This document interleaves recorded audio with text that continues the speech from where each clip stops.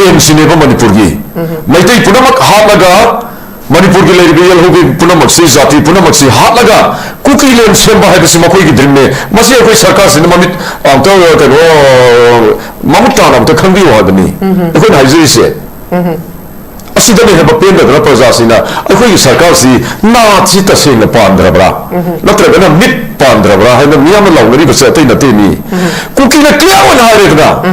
It is clear ꯑꯩꯈꯣꯏꯒꯤ ꯁꯥꯏꯠꯇꯒꯤꯗꯤ ꯃꯥꯒꯤ separate administration ꯀꯣ ꯅꯠꯇ꯭ꯔꯒꯅ ꯌꯨꯇꯤ ꯑꯅꯤꯁꯤ ꯅꯠꯇ꯭ꯔꯒꯗꯤ ꯑꯩꯈꯣꯏꯒꯤ ꯀꯩꯅꯣ ꯂꯩꯇꯦ ꯍꯥꯏꯕꯁꯤ ꯃꯤꯒꯤꯗꯤ ꯀ꯭ꯂꯤꯌꯥꯔ ꯑꯣꯏꯅ ꯍꯥꯏꯈ꯭ꯔꯦꯗꯅ ꯑꯁꯨꯛ ꯌꯥꯝꯅ ꯀ꯭ꯂꯤꯌꯥꯔ ꯑꯣꯏꯅ ꯍꯥꯏꯈ꯭ꯔꯕ ꯄꯣꯠ ꯑꯃ ꯃꯩꯇꯩꯅ ꯑꯩ ꯌꯥꯝꯅ ꯅꯣꯏ ꯑꯗꯨ ꯇꯧꯅꯨ ꯄꯤꯁ ꯇꯧꯁꯤ ꯅꯣꯏ ꯑꯗꯨ ꯇꯧꯅꯨ ꯄꯤꯁ ꯇꯧꯅꯤ ꯉꯝꯒꯗ꯭ꯔꯥ ꯍꯥꯏꯕꯅꯤꯗ ꯖꯤꯔꯤꯒꯤ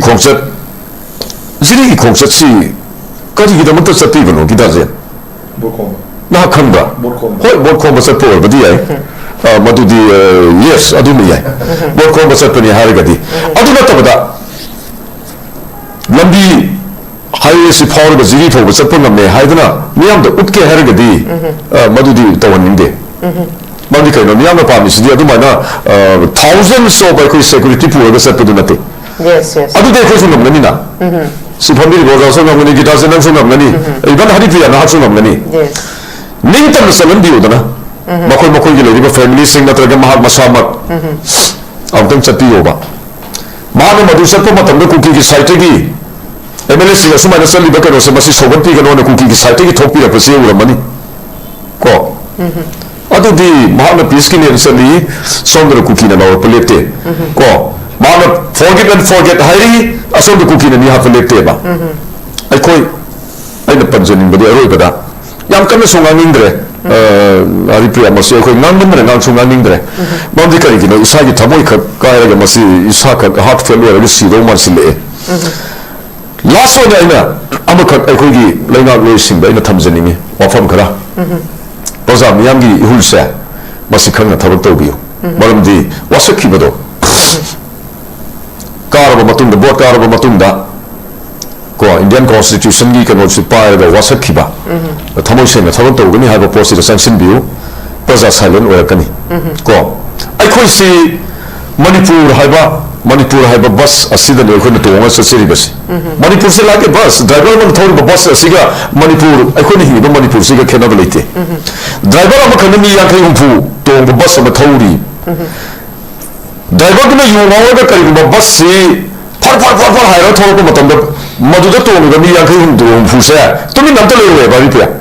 लेकदरा हे ड्राइवर अम खामा ना अखोय हाथ का दोरे से लौकनेबा जस्ट लाइक दैट अखोगी CMसे अमदि अखोगी लेजिस्लेचरसिंग अखोगी लेरिबा अखोगी लीडरसिंगसे अखोगी मिहुतसिंगसे मखोसी सिगी ड्राइवरनेबा they are the driver of our state bus अम थोरिबा ड्राइवर दुगु मखोइगा खेनब लेतेबा मखोइना थोरिबा मणिपुर हाइबा गारिसिदा आई तोंगी हाइबने हरिपिया नहा तोंगीबा अदुदि ड्राइवर ओइबा मखोइना सोयबा मतमदा आइना नामबगे आइगी हक मखोइ मटके हाइब्रासिनी मखोइना थोरिबा मणिपुर हाइबा स्टेटसे मसी मखोइ थोरिबसी CM अमदि अखोइगी MLA सिंग मिनिस्टर सिंग सिदा थोरिबसी अखोइ तोंगी हेबा प्रजा गीताजन तोंगी हेबा अखोइगी ओजा केनो तोंगी हेबा मखोइना सोयबा मतमदा अखोइ तुमिना सुम लैयो हेबो मखोइना लोखादा थादागे अखोइ सुम थादौ मखोइना ताहनिंगबा मखोइना थादागे अखोइसे सुम खोंबाद नमसनगे बसु मखोइना थोरिबसे हेबा अखोइ तुमिना लैयो हेब्राबा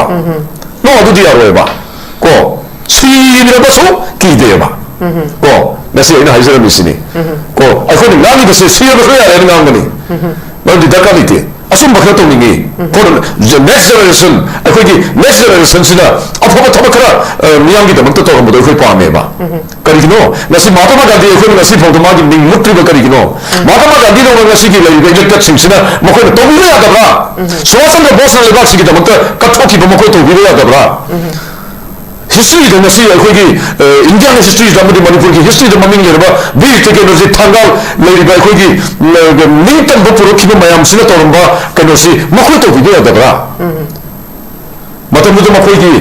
ning sing se sana hakla da nei bugu na ho gane ba madu ki photo da sanction dio aduna akhoi da prasa amana lawe ne tanam thana ba makhoi no ba power season ba no power le yakta ba matam da नखोई करी ओइगदगे से मखोई मसी मखोई मसा खंथब faba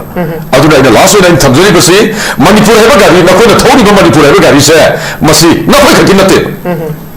अखोई प्रजा पुनमक तोंगी हेबसे मसी नखोई खंगोबा अदुदि नखोई soap मतमदा passenger ने सगी बस की driver ngang अदुना नखोई soap मतमदा प्रजा अखोई नखोई बु ngang मतमदा नखोई अखोई सेंस से तोनोबा नखोई अखोई नागी से असमदु फाउ पुलो तौले फाउने फारगा हापनमगदो हालुने कहीं तो नहीं होए देखो कलदी अदुना अचुम बखर नांबा को नेक्स्ट जनरेशन मथंगी मिरोना एखोइसी कनानो हाइबन मपा मपु एगो मतम ममद दे एखोइस ngasi na hawrisi matam mамada hawri ba generation kaya sigi de mapa mapu edo kaneba aigi ipa ipu du sina suk thira haibase एखोइगी generation sin hayan da fai karing bkhara tawseba adudi ire baksi lup ka dore को मखोने गाड़ी से थोबई तक बदगी इरे गाड़ी look कदोरे central forcing सिना cookie सिंसिल mission चंसिल लगा ये हम भी पुनः मक्सिम मुथन ना होना बा मतंदा सो सेंट्रल इंडिया गवर्नमेंट से तुमने ले बसी दैट मींस मखोई योबरा हाय बसी मियाम हंग मनेबा हम थोक तबरा बसे मसी हंगनो हायबा अदुदी अदुगुम सेंट्रल गवर्नमेंट दुदा मखोइना हाइबा फमो फमबा लेपो लेपो मखोइना हाइबदा लेरगा यारगा चक्लिबा अखोइगी लीडरसिंग सिदा अखोइगी प्रजासिंग ngang बाइसि मसी महौ सानथ्रो लॉबियो बाइखोइना हाइबदि सेंटरदा नखोइना तोरगसि नखोइना थारिबा सिफाइसिंग आर्मी सिंगसिना अखोइगी मिशन प्रजासिंग सि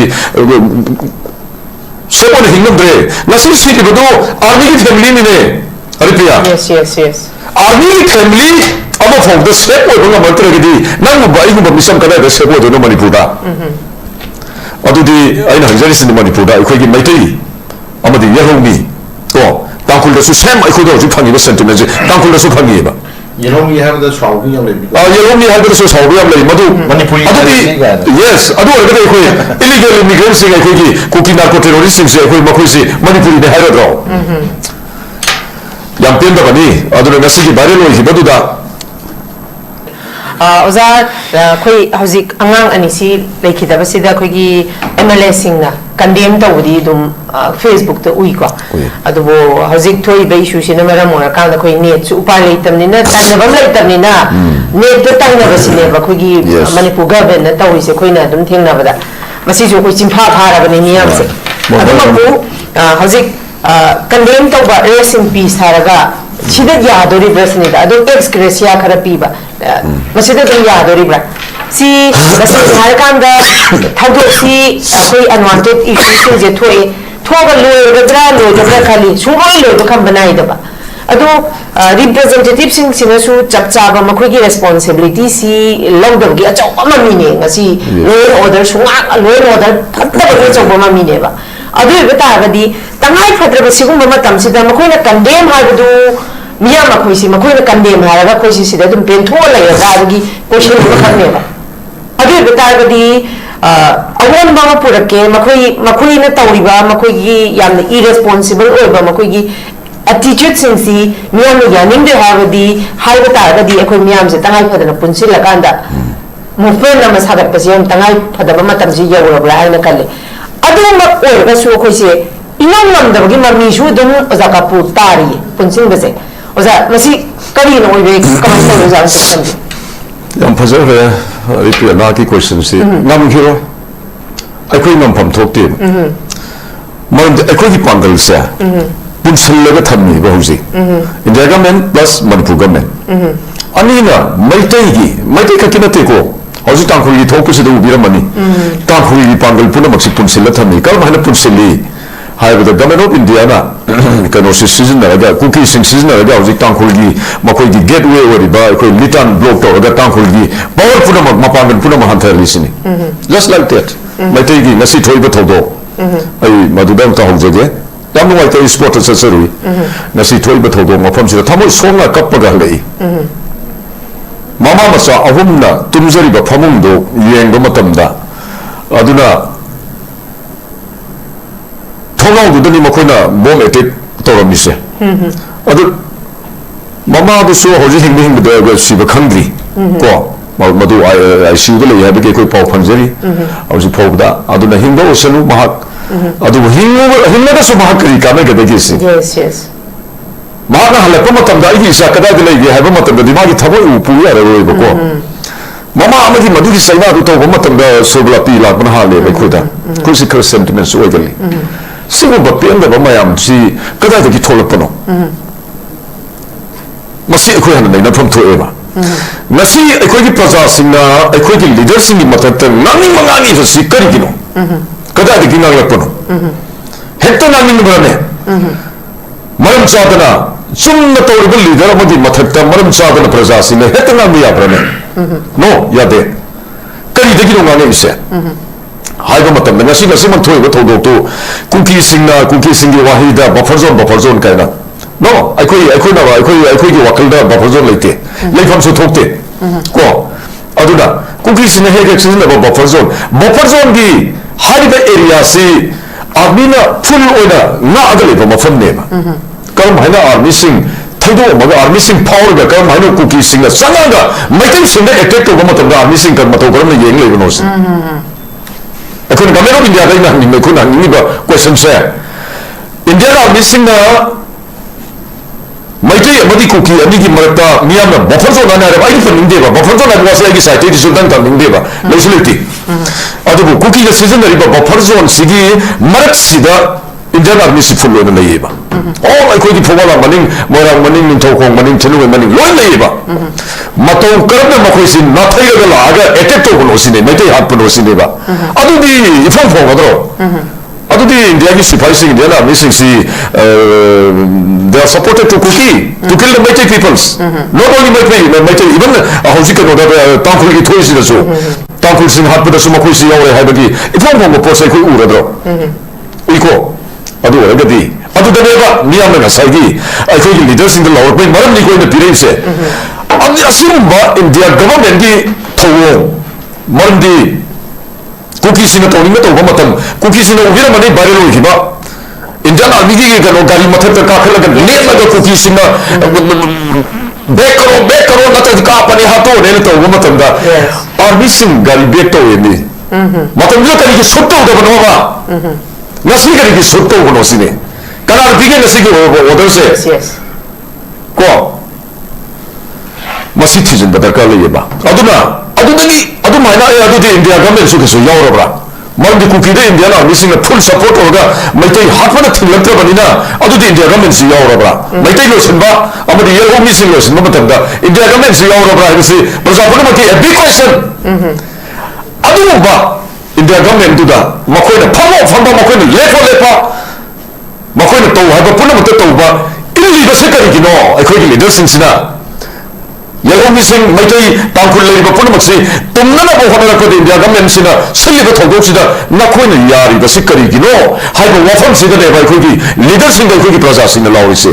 लाउरिना नते मखोइना तौथोरिबा थबक्सिदा नेबा लाउरिसे मसी मखोइ बाता बिबा फयेबा को बोट ममांग खतन मखोइना प्रजा लायबा प्रजा सिंगी खुदीसी उब्राइन खल्लेबा बोट हेक नो हिबा प्रजा सिंगी लायबा सिंगसिना लायबा प्रजा सिंगी खुदी ममंदर नमागा मखोइगी पारिबा पावर मखोइना नसी फंदी बसेन मखोइना नसी ओलिबा फन पुन मक्सि लायबा प्रजा सिंगी खुदी दुदिने सि मखोइ बोट हेक काबि काकी बद कावेबा मखोइगी मखुत पावर हेक लेरक मतमदा मखोइ प्रजा सिंगसिना लायबा सिंगसिना इबु थागलपनि नसी आइना तालिबा नसी आइना सेलिबा ड्रेस अइना ओलिबा एमएलए आइना ओलिबा मिनिस्टर लायबा प्रजासिंगसिगी हतुना मखोइना पिरनि हाइबसु मखोइ कावे हाइबनि मदुगी कावरक मतमदने बा प्रजाना मखोइदा लाउरइसे अखोइ लाउनिंग दे हाइबनि अखोइ लाउनिंग दे बा मोइगी मथक्ता तुकच्चबा म फावरेबा अखोइदी मोइगी मदका लाउगदोबसि इसादा हाइनदबा फावरेबा करिगिनो लाउरिसे सि मखोइ खंगो हाइबनि नसि आइना नांजरिसे मसि मखोइ मुना तारगा करिगिनो नखोइदा लाउरिबसे नखोइना तौरिबा साससिनि यामना पामद्रेबा अफबा थबक तौराबा अखोइगी लीडरसिंग अफबा थबक तौराबा प्रजागी इहुल खंग थबक तौराबा प्रजागी अपाम मसिदा संसिलबा करिगिनो नसि प्रजाना प्रजागा अखोइगी मखोइगी कनोगे यानदरिसि करिगिनो प्रजागी अपाम मसि मखोइना तौरक्तबा तौरक्तबनिना मखोइना गांबसि प्रजासिंगसिना तानिंगतबा ꯑꯗꯨꯗꯒꯤ ꯅꯠꯇ꯭ꯔꯣ ꯄ꯭ꯔꯖꯥꯒ ꯃꯈꯣꯏꯒ ꯑꯩꯈꯣꯏꯒꯤ ꯂꯤꯗꯔꯁꯤꯡꯒ ꯄ꯭ꯔꯖꯥꯁꯤꯡꯁꯤꯒ ꯅꯨꯡꯁꯤꯅꯅ ꯚꯣꯠꯀꯤ ꯃꯇꯝꯗ ꯑꯃꯠꯇ ꯑꯣꯏꯅ ꯂꯩꯔꯝꯕꯗꯨ ꯑꯁꯤꯒꯨꯝꯕ ꯊꯣꯛꯂꯛꯄ ꯃꯇꯝꯗ ꯍꯦꯛ ꯍꯦꯛ ꯏꯁꯤꯡꯒ ꯊꯥꯎꯗꯧꯅ ꯇꯧꯔꯤꯁꯤ ꯑꯗꯨꯗꯒꯤ ꯅꯠꯇ꯭ꯔꯣ ꯑꯗꯨꯗꯤ ꯑꯁꯤꯒꯨꯝꯕ ꯄꯣꯠꯁꯦ ꯚꯣꯠ ꯍꯦꯛ ꯂꯣꯏꯕꯒ ꯄ꯭ꯔꯖꯥꯕꯨ ꯀꯥꯎꯊꯣꯛꯄ ꯃꯁꯥꯒꯤ ꯄꯥꯋꯔ ꯑꯦꯛꯁꯔꯁꯥꯏꯁ ꯇꯧꯅꯅꯕ ꯍꯣꯠꯅꯕ ꯀꯣ ꯅꯤꯡꯇꯝꯅ ꯄ꯭ꯔꯖꯥꯁꯤꯡꯅ ꯉꯥꯡꯂꯤꯕ ꯉꯁꯤ ꯅꯈꯣꯏꯅ ꯉꯥꯡꯂꯤꯕ ꯄꯨꯝꯅꯃꯛꯁꯦ ꯑꯩꯈꯣꯏꯁꯨ ꯈꯪꯉꯤ ꯑꯩꯈꯣꯏ ꯏꯁꯥꯒꯤ ꯐꯟꯗꯥꯃꯦꯟꯇꯦꯜ ꯔꯥꯏꯠ ꯑꯩꯒꯤ freedom of expression freedom of speech ꯑꯩꯒꯤ ꯀꯗꯥꯏ ꯐꯥꯎꯕ ꯂꯩ ꯍꯥꯏꯕꯁꯤ ꯍꯔꯤꯄ꯭ꯔꯤꯌꯥ ꯑꯩꯈꯣꯏꯁꯨ ꯈꯪꯉꯤ ꯑꯗꯨ ꯈꯪꯗꯅ ꯂꯩꯕ ꯑꯩꯈꯣꯏꯁꯨ ꯉꯥꯡꯂꯛꯏꯁꯦ ꯀꯣ ꯑꯗꯨꯅ ꯃꯁꯤꯒꯤ ꯃꯇꯥꯡꯁꯤꯗ ꯑꯩꯅ ꯄꯟꯅꯤꯡꯕ ꯂꯩ ꯃꯅꯤꯄꯨꯔꯒꯤ ꯑꯍꯥꯟꯕ ꯗ ꯐꯥꯔꯁט ꯑꯦꯗꯚꯣꯀꯦꯠ ꯑꯣꯐ ꯃꯅꯤꯄꯨꯔ ꯑꯩꯒꯤ ꯏꯙꯧꯅꯦꯕ ꯃꯥꯗꯣ ꯎꯀꯤꯜ ꯍꯥꯏꯁꯦ ꯑꯗꯨꯅ ꯑꯩꯈꯣꯏꯁꯨ ꯑꯩꯈꯣꯏꯒꯤ ꯐꯦꯃꯤꯂꯤꯁꯤ ꯂꯣꯁꯤ ꯀꯔꯤꯅꯣ ꯍꯥꯏꯕꯁꯤ ꯏꯟꯗꯤꯌꯟ ꯀꯣꯟꯁꯇꯤꯇ꯭ꯌꯨꯁꯟ ꯀꯔꯤꯅꯣ ꯀꯥꯏꯁꯦ ꯑꯩꯈꯣꯏ ꯃꯥꯏ ꯆꯨꯝꯅ ꯑꯩꯈꯣꯏ ꯄꯥꯔꯒ ꯂꯩꯕ ꯐꯦꯃꯤꯂꯤ ꯑꯃꯅꯦꯕ ꯑꯩꯈꯣꯏꯁꯨ ꯑꯗꯨꯅ ꯑꯩꯈꯣꯏꯒꯤ ꯏꯊꯛꯇ ꯑꯩꯈꯣꯏꯅ ꯉꯥꯡꯉꯤꯕꯁꯤꯒꯤ ꯃꯊꯛꯇ ꯑꯦꯅꯤꯕꯣꯗꯤ ꯆꯦꯂꯦꯟꯖ ꯇꯧꯔꯛꯄꯗ ꯑꯩꯈꯣꯏ ꯋꯦꯜꯀꯝ ꯇꯧꯏ ꯇꯧꯔꯛꯄꯗꯨ ꯃꯗꯨ ꯀꯩꯅꯣ ꯇꯧꯅꯅꯕ ꯑꯩꯈꯣꯏꯒꯤꯁꯨ ꯂꯩꯌꯦ ꯑꯗꯨꯅ ꯑꯩꯈꯣꯏꯅ ꯉꯥꯡꯉꯤꯕꯁꯤ ꯑꯩꯈꯣꯏ ꯏꯔꯥꯏꯔꯥꯎ ꯑꯩꯈꯣꯏꯅ ꯀꯔꯤꯒꯤꯗꯃꯛꯇꯅ ꯁꯨꯃꯥꯏꯅ ꯂꯥꯎꯒꯗꯣꯔꯤꯕ ꯑꯩꯈꯣꯏꯒꯤ ꯂꯤꯗꯔꯁꯤꯡꯅ ꯑꯔꯥꯟꯕ ꯇꯧꯔꯛꯄ ꯃꯇꯝꯗ ꯑꯩꯈꯣꯏꯅ ꯊꯃꯣꯏ ꯁꯣꯛꯅ ꯂꯥꯎꯔꯤꯕꯁꯤ ꯀꯔꯤꯒꯤꯅꯣ ꯃꯁꯤ ꯈꯪꯒꯗꯕꯅꯤ ꯍꯦꯛꯇ ꯂꯥꯎꯅꯤꯡꯕ ꯅꯠꯇꯦꯕ ꯀꯔꯤꯗꯒꯤꯅꯣ ꯉꯁꯤ ꯊꯣꯛꯏꯕ ꯊꯧꯗꯣꯛꯁꯤ ꯑꯩꯈꯣꯏꯒꯤ ꯅꯨꯡꯉꯥꯏꯕꯁꯤ ꯀꯔꯤꯅꯣ ꯑꯩꯈꯣꯏꯅ ꯄꯥꯝꯕ ꯃꯤꯌꯥꯝꯅ ꯄꯥꯝꯂꯤꯕ ꯅꯨꯡꯉꯥꯏꯕꯁꯤ ꯍꯔꯤꯄ꯭ꯔꯤꯌꯥ ꯀꯔꯤꯗꯅꯦꯅ ꯑꯥꯔꯊ ꯍꯟꯒꯅꯤ ꯌꯨꯝ ꯃꯆꯥ ꯑꯃ ꯀꯣ ꯌꯨꯝ ꯃꯆꯥ ꯑꯃ ꯇꯔꯨ ꯇꯅꯥꯟ ꯁꯥꯖꯕ ꯏꯆꯥ ꯑꯃꯅꯤ ꯑꯅꯤ ꯑꯍꯨꯝ ꯄꯣꯛꯆꯕ ꯏꯆꯥꯁꯤꯡ ꯑꯗꯨꯕꯨ ꯑꯐꯕ ꯃꯤ ꯑꯃ ꯑꯣꯏꯅꯅꯕ ꯁꯦꯝꯕ ꯃꯈꯣꯏꯕꯨ ꯃꯊꯪꯒꯤ ꯖꯦꯅꯦꯔꯦꯁꯟꯁꯤ ꯂꯥꯛꯄꯗ ꯁꯤꯇꯤꯖꯟ ꯑꯃ ꯑꯣꯏꯍꯧꯒꯗꯧꯔꯤꯕ ꯑꯩꯒꯤ ꯏꯆꯥꯁꯤꯡꯁꯦ ꯃꯈꯣꯏꯕꯨ ꯑꯐꯕ ꯁꯤꯇꯤꯖꯟ ꯑꯃ ꯑꯣꯏꯅꯅꯕ ꯁꯦꯝꯕ ꯅꯠꯇ꯭ꯔꯣ ꯑꯗꯨꯒ ꯑꯍꯜ ꯑꯣꯏꯔꯕ ꯃꯇꯝꯗ ꯑꯩꯒꯤ ꯏꯆꯥ ꯏꯁꯨꯁꯤꯡꯗꯨꯅ ꯑꯩꯈꯣꯏꯕꯨ ꯁꯦꯕꯥ ꯇꯧꯕꯤꯔꯒ ꯑꯩꯈꯣꯏꯒꯤ ꯄꯨꯟꯁꯤ ꯃꯇꯣꯟ ꯂꯣꯝꯈꯤꯕ ꯑꯁꯤ ꯅꯠꯇ꯭ꯔꯣ ꯃꯤꯌꯥꯝꯅ ꯄꯥꯝꯅꯔꯤꯁꯦ ꯉꯁꯤꯒꯤ ꯊꯧꯗꯣꯛꯇꯨꯗ ꯊꯣꯛꯂꯤꯕ ꯃꯐꯝꯗꯨꯗ ꯉꯁꯤꯒꯤ ꯑꯗꯨꯒꯨꯝꯂꯕ ꯊꯧꯗꯣꯛꯇꯨꯗ ꯃꯆꯥ ꯑꯅꯤꯗꯨꯒꯤ ꯑꯁꯥꯗ ꯌꯨꯝ ꯃꯆꯥ ꯑꯃ ꯁꯥꯔꯤꯕꯗꯨ ꯐꯥꯎ ꯂꯣꯏꯍꯧꯗ꯭ꯔꯤꯕ ꯀꯅꯥꯒꯤ ꯑꯁꯥꯗ ꯁꯥꯕ ꯑꯣꯏꯔꯝꯒꯅꯤ ꯌꯨꯝꯗꯣ ꯃꯆꯥ ꯑꯅꯤ ꯅꯤꯉꯣꯜ ꯑꯃ ꯄꯤꯕꯥ ꯑꯃ ꯂꯩꯖꯔꯦ ꯍꯥꯏꯕꯒꯤ ꯑꯁꯥꯗ ꯅꯠꯇ꯭ꯔꯣ ꯃꯣꯏꯅ ꯁꯥꯔꯝꯗꯣꯏꯁꯦ ꯑꯗꯨꯕꯨ ꯉꯁꯤꯒꯤ ꯃꯤꯠꯀꯨꯞꯀꯤ ꯊꯧꯗꯣꯛꯇꯨꯗ ꯃꯃꯥ ꯃꯄꯥ ꯑꯣꯏꯕ ꯃꯈꯣꯏ ꯑꯅꯤꯒꯤ ꯑꯁꯥ ꯄꯨꯝꯅꯃꯛꯇꯨ ꯃꯥꯡꯍꯟꯈ꯭ꯔꯦꯕ ꯑꯗꯨꯗꯤ ꯃꯃꯥ ꯃꯄꯥ ꯑꯣꯏꯔꯤꯕ ꯃꯈꯣꯏ ꯃꯆꯥ ꯅꯨꯡꯁꯤꯕꯁꯤꯡꯗꯨ ꯂꯩꯇ꯭ꯔꯕ ꯃꯈꯣꯏꯅ ꯀꯔꯤ ꯑꯁꯥꯗꯅꯣ ꯃꯈꯣꯏꯅ ꯍꯤꯡꯅꯤꯡꯗꯣꯏꯁꯦ ꯃꯁꯤ ꯑꯩꯈꯣꯏꯒꯤ ꯂꯤꯗꯔꯁꯤꯡꯅ ꯈꯪꯉꯨ ꯍꯥꯏꯕꯅꯤ 이래 먹고는 나한테 사야 한기보다 condemn도 왜 하게 했다 그 도가 들었으니 we can condemn also I could so condemn to 보는 미나 그렇게노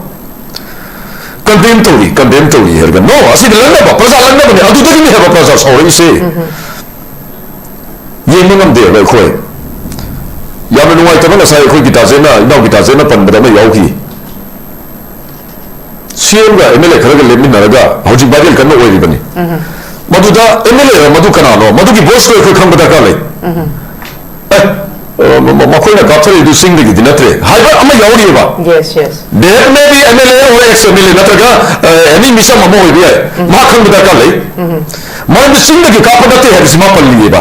अदु अगदि कदा दि कापदो सिमा पुथोपताई मधु कनानो XYZ मधु कनानो सि मणिपुर गिनिया मधु पुथोपदा का लेबि ngasi기 바이럴로리바 비디오도다 아두다 CM 어떻게 어르고 CM 아두도 콤바니 에 아두디 아두가 되긴 해야 더 잘하나 아시는 것도 영도 와히 싱시 리더가 뭐도 거기 나면 야브라 하더니 아두도 뭐 그거 자싱시 에 나콘도 양 파저래 나콘도 이제 그 두민을 내고 하이브라바 아이나 니기시 아이 그시 두민을 내게 봐 맞아 그 두민을 내게 나콘이 타박 나콘도 와이바니 리더가 뭐 거기 타박스 뭐 거기 파저래 또 그 두민을 내게 봐 그리고 뭐가 ngasi thodo thoraba matung achu yamna kanaraba matung aikoi gitasin aikoi ni mafam du da sport go mo tam da pung ma ta do reba kana gum bali deram ta aikoi gi kanom ta lati bo ko magi yum da magi kano da office da magi kadai ga gino condemn to no adu na te praja na pami se sigumba adu na praja gi asigumba pose masida aikoi kano to se haragadi aikoi yazage नखोई थबक तौबियो अखोई प्रजा अखोइसे लाउरिबो प्रजासिंसे मसाना तुमिन लेखिनेबा सुनिको कनो हरिफ्रेम से मखोइना फब थौ तौरबदबु प्रजाना कनारो मतिंग थोको प्रजा अमदा दुद लाउसिनु अखोइ तौगिनि प्रजागी साइटगे सुम तौगेबा अखोइ थिंजगेबा अदु मखोइना leader ओरिबा सिंसिना गसागी हाइबदो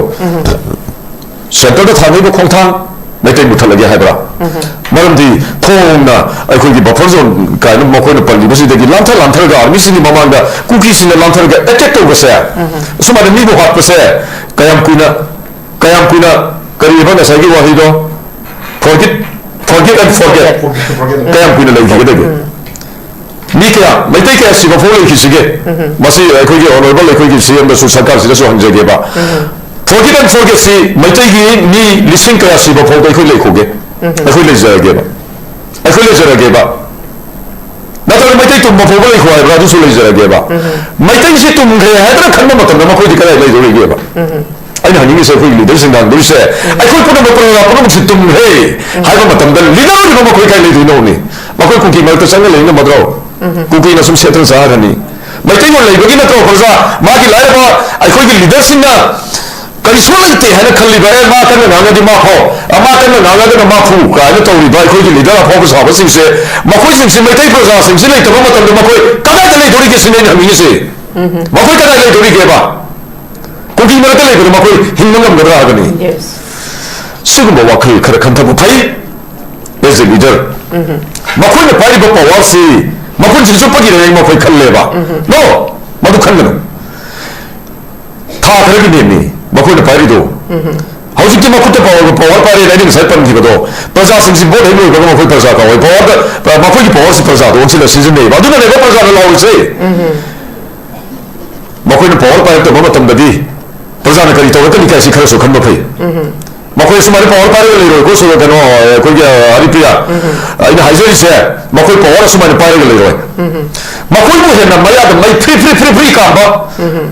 political leader heavyweight political leader कया मणिपुर दा हौजिक नौरग लेबा को बिखारी दोने हिंद में यावरी लेबा मसी उगदबने power लेतरा मतमदा politician sing karba phibam da leiri ka se makoi ugadabne ba ai ming paning de ko adu gi phibam du la ko matamda ai ko ipa ipu na haram ba lei na abadi ka chingi wari ma lei ko ising chaw ba matamda koi urok warak ta gi taw thar pa ka ching sing na masin ja oina sai ba adu ising du na han thar ga ising du kam ba matung da di na du na sai gi ka ching du ma bu than na saram ba na sing do kam phang da phang phing so ngala sum si re मतमदुदि काचिन नम ओनसिल लगा ना चाहेबा मसी की जीवन से कोई लीडर सिंह काउर दो बने नसी प्रजा दो ओनसिल लगा पावर सीजन नरी कोई लीडर सिंह से मकोई पावर लेस हो को मतम पावर लेत तो मतम दा प्रजा नम ओनसिल लगा मकोई उसाने से मकोई खंग दबन को अदुना आई कोई कुकी हु इज कुकी 1951 की ममांग ले मसी के कोई के रन हाय रेदना मकोई ले मिनरसी मग मखोदु सिटीजन ओनखरे मणिपुर की मखोदु अयाबा पीखरे गमेनो मणिपुर ना गमेनो इंडिया ना को मखोदु विलेज मदुदा मखोगी मसिंग खन्न गमेन गी रेकॉर्ड लेरिबा मदु न तो हौजी विलेज लिसिंग हेंगलेसी मसी थिंगो हने लाउरि बिस लाउरि बसिबु मसी लाउरगो तो खोबो सौखलबा जुग साइंस की असुन सौखलबा जुग सिदा डिफॉरेस्टेशन तोबा फॉरेस्ट मुथपना पृथ्वी द नियो बसी सही चामरी फाने हिंगी गदोरिब्रा हाइबसी प्रेडिक्ट तोबा नमत्रबा मतम सिदा कोई कुकी सिंग मन तम जंगल कोगा पोपी थाबा मतम दा अखोई तुलना नहीं खवाइब्रा बा फॉरगिव एंड फॉरगेट से असिदा सो सम तो खवाइब्रा नि नसी कुकी सिंग लांदारी से करिनो पीस लॉरी रहलपदा पाखुल के सीरी पीस लाउ रहलपदा मैथै के सीरी कयाम कुन पीस लाउ खुदनो सरकार के साइट की पीस लाउ तो पिरो आइखोन पानी से पीस लाउ तो पिरो ना कोन पीस लाउ को खुदिन के कोई प्रजा सीरे बा पीस लाउ तो पिरो बा प्रजा मखै मिशन प्रजा मखैना खुद योखोक परपा को योखोक लाम हाइबदि सिविल वार अमा खगला को मतम दने आइखोगी लीडर सिंह मसक खंग कनेबा ओ प्रजा की पांगल से असिरा हाइबसे जुन 19 की थोगोता एमएलए के मैसा की एमएलए खंगे मने मसी मखोई निंसिंग बफई को हंदे थोके बा इकुई कुई दबा थोदो तुदा युम कया प्रजा की इहोंग तो की बदु निंसिंग बफई को सिगु मयाम सि निंसिंग लकांदा आइखोगी लीडर सिंह बा पानिंगी लीडर सिंह अफबा प्रजा की अफबा थबक सि तवर मतम अमदी मतमदुदा प्रजा सिंह से लीडर की वाता रखिगनी मदुगुबा खोंजंग अमदुदा सननिंगी अदुना त्रिफोंदी कंडेम खकलाउबनदी कनो तोबदी यारो को होम मिनिस्टर इन सी स्पीच अखो ताजरे याम फजै मदु थबक तो थोकनि याम पामली को ꯍꯣꯝ ꯃꯤꯅꯤꯁꯇꯔꯅ ꯉꯁꯤ ꯊꯝꯂꯤꯕ ꯃꯈꯣꯏꯕꯨ ꯍꯤꯡꯅ ꯑꯃꯗꯤ ꯁꯤꯅ ꯐꯪꯅꯅꯕ ꯃꯈꯣꯏꯕꯨ ꯊꯤꯒꯅꯤ ꯍꯥꯏꯕ ꯍꯣꯝ ꯃꯤꯅꯤꯁꯇꯔꯒꯤ ꯁ꯭ꯄꯤꯆ ꯐꯖꯩ ꯌꯥꯝꯅ ꯃꯗꯨ ꯑꯩꯈꯣꯏꯅ ꯋꯦꯜꯀꯝ ꯇꯧꯏ ꯃꯗꯨ ꯊꯥꯒꯠꯂꯤ ꯑꯗꯨ ꯃꯤꯌꯥꯝꯅ ꯄꯥꯝꯂꯤꯕꯁꯨ ꯃꯗꯨ ꯊꯕꯛꯇ ꯑꯣꯟꯊꯣꯛꯄꯤꯔꯛꯄꯗꯣ ꯃꯗꯨ ꯃꯅꯤꯄꯨꯔꯒꯤ ꯃꯤꯌꯥꯝꯅꯁꯨ ꯉꯥꯏꯖꯔꯤ ꯁꯣꯏꯗꯅ ꯇꯧꯕꯤꯔꯛꯀꯅꯤꯅꯁꯨ ꯈꯜꯂꯤ ꯑꯗꯨꯅ ꯃꯇꯝꯗꯨꯗ प्रजासे कशु लाव ओइन खली अफब असुंब तौरब मतमदा प्रजाने हेक्ता अखोगी लीडरसिंग लावगदोब नते अखोगी लीडरसिंग से अखोगी मिहुतनी अखोई इसाना खलिब मिहुतनी अदुदी मखोगी पेंदब कया दुना अखोई लावबने हबसे अखोगी लीडरसिंग सु खंगदी बफै अदुगा कंडेंगी वाफम सि टॉक्सी अखोई कनोसी असुंब लंबी अमदा प्रजासिंग सिगी अनिंग बा अपाम बसे मसि खंग अखोई सपी बफै वाफम जै फास राउंड थमजगे okay thank you very much ओजा थागचरी नाकलमरोमदा खुगी ngasi secretariat chief minister gi secretariat da khoi phamkiba khoi review meeting khoi gi press note pi bedani khoi jan hujik haibiri du khoi NI da case NI da sinagani adu da natana chena bamioi singsi khoi gi hingna natraga shira khoi su phagani makhoi da chapchaba makhoi punishment pi gani haibiri yes ahoy हाइबा थंबिरिबा statement खुदिंगमक्सी मियामना पामलिबदी action दो ओंथो अदुबो हजि फावबसी कोई जिरिगी मियोई कोई पुन तरुक लेगी तंगी मतांग कोई अदुगा मसाबक थीबा खंगददा हजिक सिरिया सिद्रे खंगदबा लेबा मयामसिगी मतांगसु कोई ngasi phawba chap chabase koi phangdriba aduna action no onthorpase koi pudri heba aduna miyamna noma gi koigi lenga ta thajabase gi noma gi adu kimatik khanthara bagi mami ni hujik chawna tai se amasi thambiri ba wapong kudima koi action no onthop pirakani habasi onthop piragadi hena miyam gi aning ba pambasu thungani na khale wakha jathaja boine zakapuna kalamron da amuk yeng ba yari se koi ngasi se अखोगी Imphal hotel दा पांगथोकबा अखोगी हुन थादो cultural festival से लेको मसीसो हाइदी relevant ओइब्राना येंगबा याब्रासिनी मसागी अखोगी थादो इन पीसी मखोजी कुकी नते हाइदना इवन माइकल लमजा थांगजे सिददुम लाइरिनी मासे मासु पीस बिल्डिंग अमा अदि हाइदी शांति से पुरनबा मा मखोजु कन्न होनजरी अदुमपु अखोना सुम येंगबदा चीफ मिनिस्टर नसु जिरिबामदा तोंगान कम्युनिटी सिंग उनदना कोई पीस पुरकनबगी अखोई ट्रस्ट बिल्डिंग अमदा चत्तनी हाइरि अदु सोंदा सो मोसीगी अखोगी हुन थादो कल्चरल फेस्टिवल सिंग असि लाइबसिदा सिसु अमना कलमरमदा पीस बिल्डिंग प्रोसेस नेबा असुमाइना हाइदि येंगबा मतमदा इंटरकनेक्टेड ओइबा इंटररिलेवेंट ओइबा अदु तसेंगा सुमाइना पीसी पुरकदौरे मसी पीसी लाप यारोय पीस पोरकदौरे हाइदना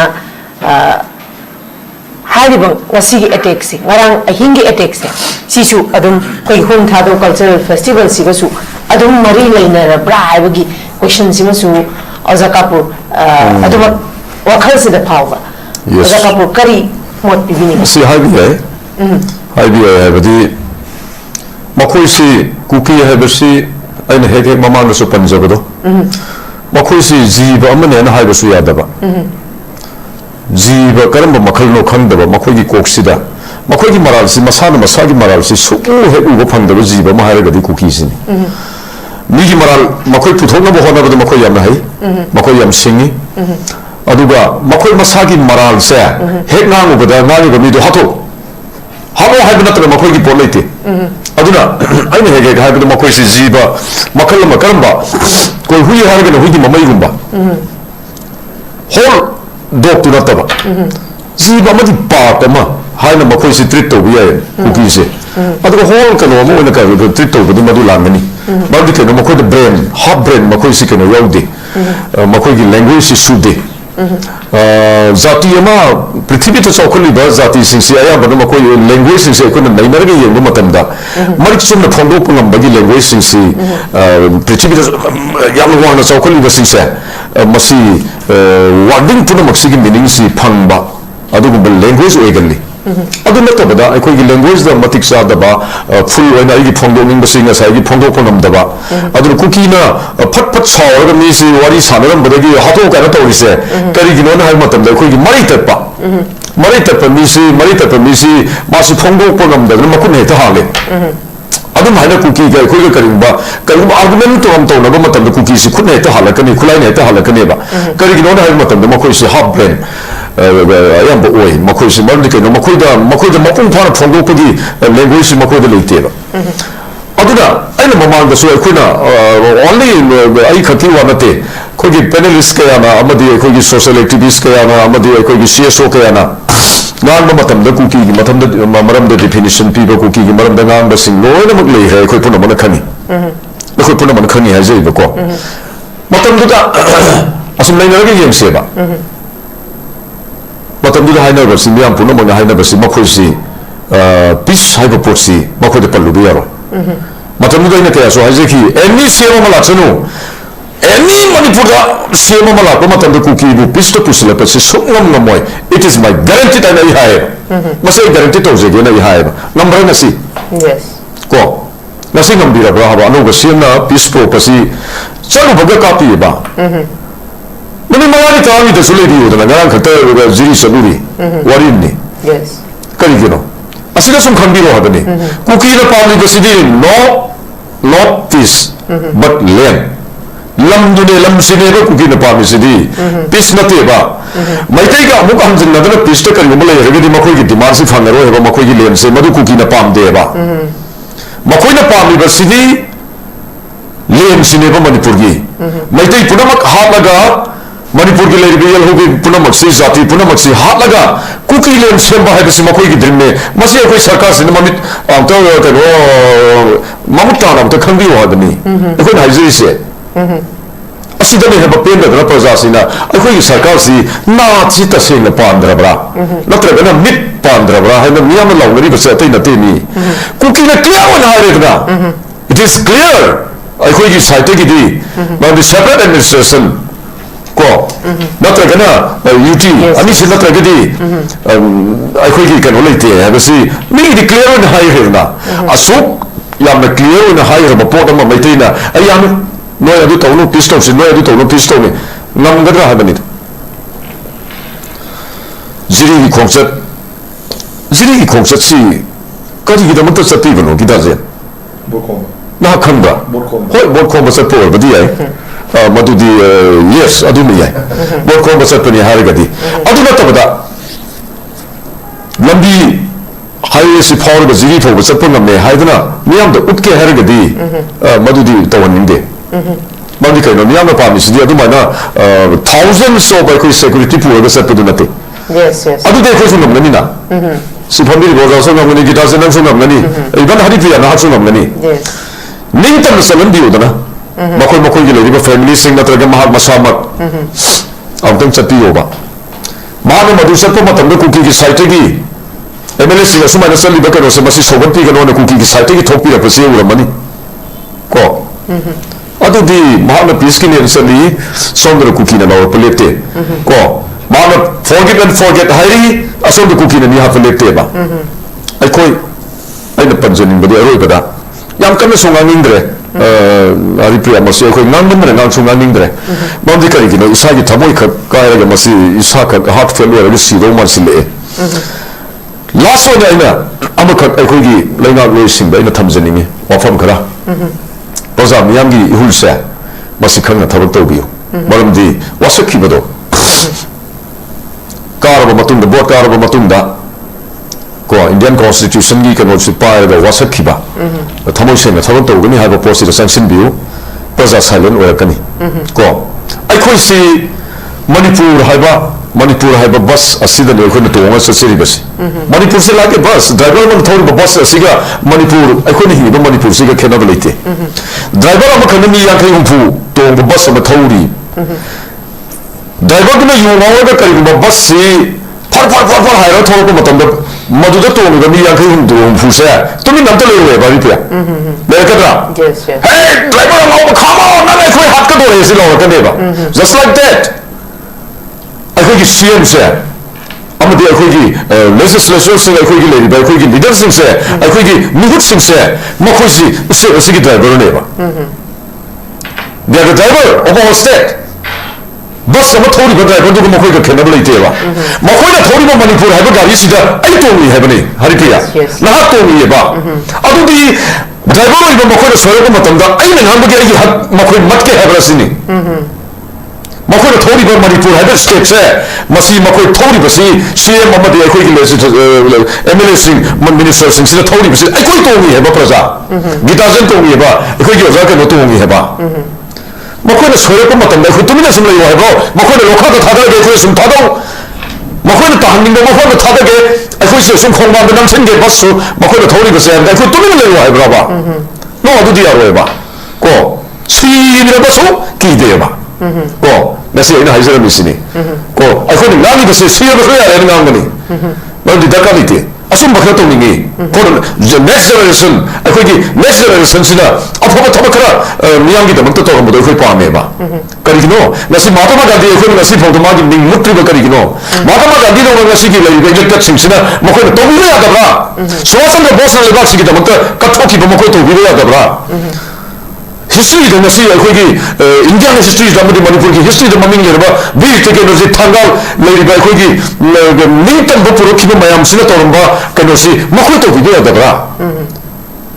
matam mu khoi gi ning sing se sana hakla ga le bu ma le ho gane ba madu gi photo da sanction dio aduna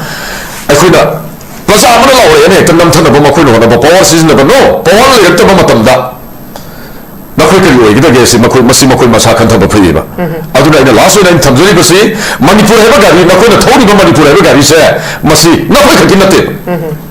akhoi ba zapun ma tongi heba se masi nakhoi khango ba adu nakhoi na swepa matam da passenger na sagi bus ki driver ngang ba do aduna nakhoi na swepa matam da praja akhoi nakhoi bu ngang ba matam da nakhoi na akhoi service ne to no ba nakhoi na akhoi na nagi se asmadu phau pulur tawne phau ne phar ga hapma dam ga do 하루네 그때 빈선 나고야 될 거야 까르디 아두나 아좀 뭐 그런 거 봐. 고 넥스트 선 같은 게 미로나 에코이시 그 까나노 하이는 마파 마푸에 그 마타 마무다 데 에코이시 나시 나 하워지 마타 마무다 허리 버서를 승가야 시기데 그 마파 마푸에 도 약간 봐.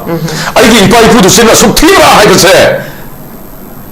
에코이기 전에 선신 하얀데 버퍼이 그린 뭐 그렇다고 시해 봐. 아두디 이래 박시 룩거도래 고 먹거리 가이시 통보 있다 그러기 이래 가이시 룩거도래 센트럴 포스팅스나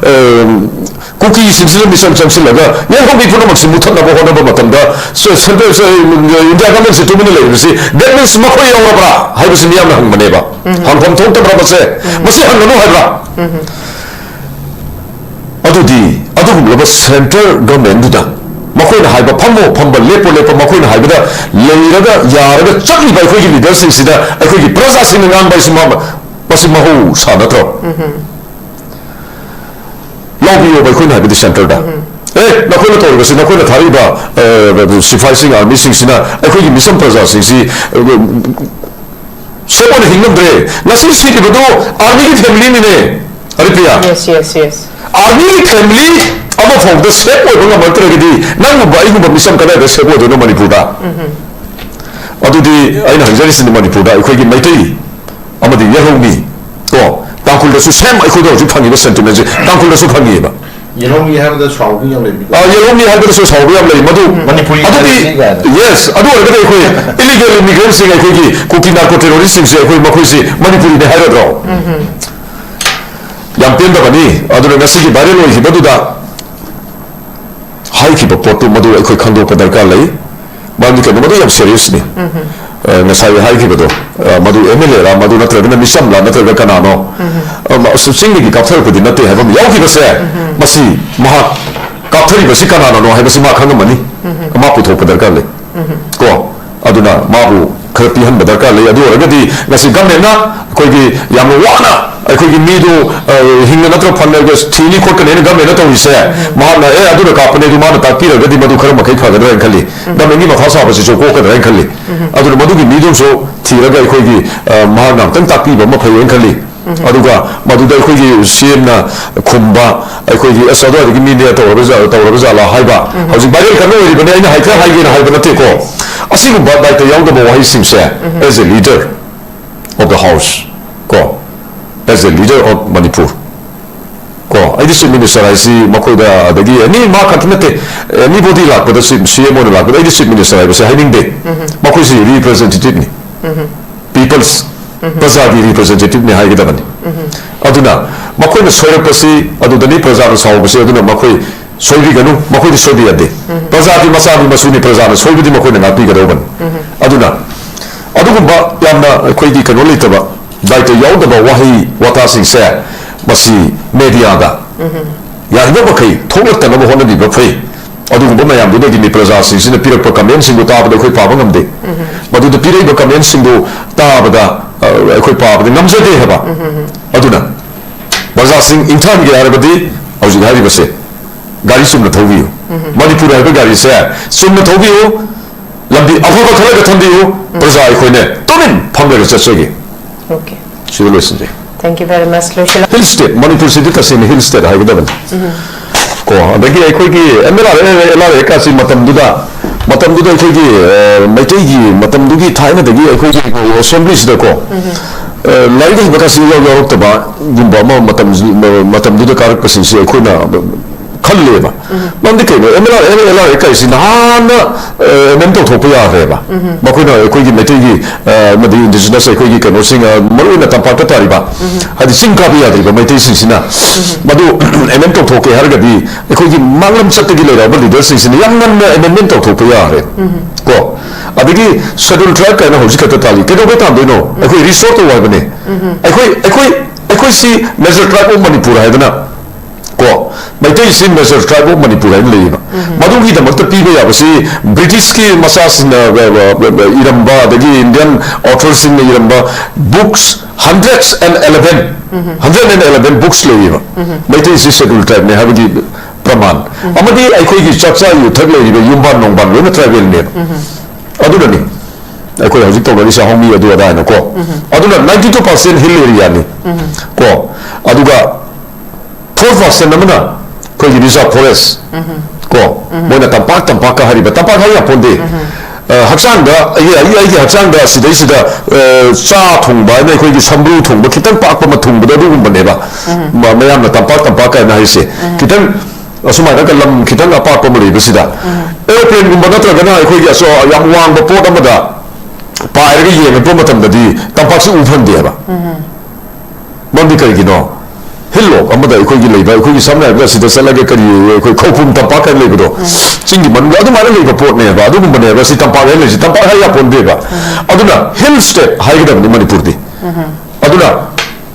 92% hill ni 4% na aikogi reserve foresting amadi water body leiba lokta park gumba ko water body leiba amadi reserve foresting si 4% khai do kan only 4% ne ba maitena occupy to le dise asisu maitegi na teba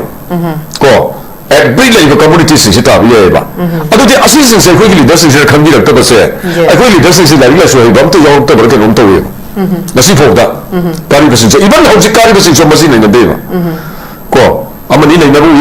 sum lo thoki re niam gi kano da ko adu ga asigu bamayam se naina ningi adu ga assembly amagi manunda hele ya committee ga si sen gi matam du gi ko gi kano si majority ori ba ko gi kano si ka do le gi sin assembly amagi manunda assembly ma se ya brasini hele ya committee ga si assembly body amane ba adu matam du gi ko me tesing di moi sing gi kambu no pakto to bu do so to gi ko ga pakto to thoki ram du ne ba madu gi dasa du ne ba ngasi hojik aikoina mit pang ba ngama ba masa masu sing aikoina phani ba keno se ko adu hele ya committee ga si thambe ya po nate kam ba north state ka ram yaw ge ne se masi nei na ba phayi aduna masidi aikogi assembly amagi manungda assembly ama thambana samani ba sigumba ka se aikogi lenga loi sing sina dom do wakal sisan ningi ko praja sing sina asmara la ordi ma adu gi wakal thado piraga ba asigumba makoina sori ba mayam se masi correction to ningi adu asigumba sing correction to ko matamda praja se automatically masa tumin lei hini yam koi tumin lei hini good aikogi leader popular aikogi tumin lei hini ba adu hojik to ko kamai lei ga do no sini aikoina isi meitegi lambi puna ma hoji thatkre ning tam no solam ba meiteina Manipur ki wan mada leitalaira ka yana bara khara piraga bus ta ning tam no solam ba lambi puna ma thinjin gre asi khat asi meitei tumina sum lei wa bra Yes. ko naron dala aga side amada sarkar na pislori side amada naron dala aga aiko yelho ni puna ma hapelete meitei hapelete ta khun hapelete ama hapelete ko aiko tumina lei ko ha bra tumina layu haragati tumina layu haibagi sajat sarkar chalo haise it is my last request haitare makoi da ko thank you very much Manu Ajay